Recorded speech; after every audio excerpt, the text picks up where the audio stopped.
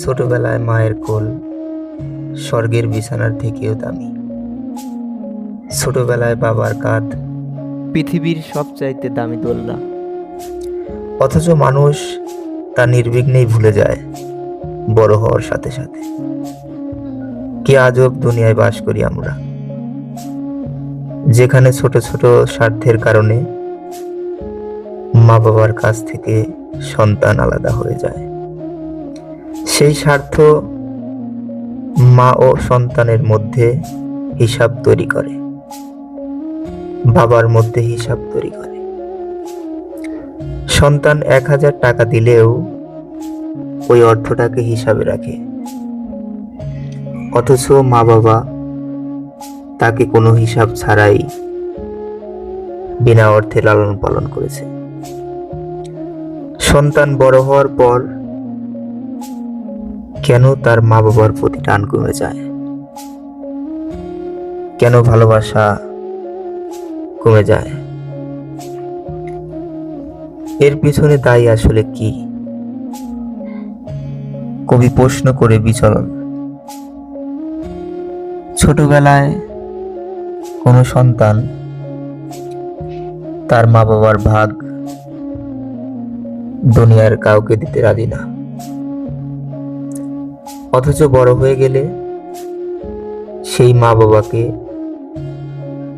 অন্য ভাই বোনদের মাঝে ভরণ পোষণের জন্য ভাগ করে দেয়।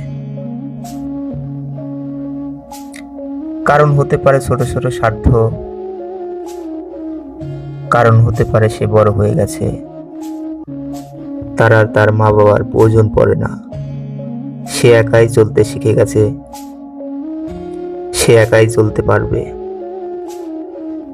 হয়তো এটাই কারণ।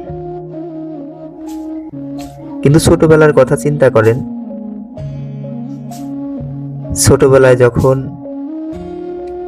মা অন্য কাউকে কোলে তুলে আদর করতে চাইতো, ওই শিশুটা তখন তার মাকে আগলে ধরে রাখতো। সে কথা বলতে না পারলেও ইশারা ইঙ্গিতে বোঝাইতো বা বোঝাইতে চাইতো, মা, আমি তোমার ভাগ দুনিয়ার কাউকে দেব না। সে বলতে চাইতো তার মাকে, ওই কোলের ভাগ পৃথিবীর কাউকে দিতে সে রাজি না।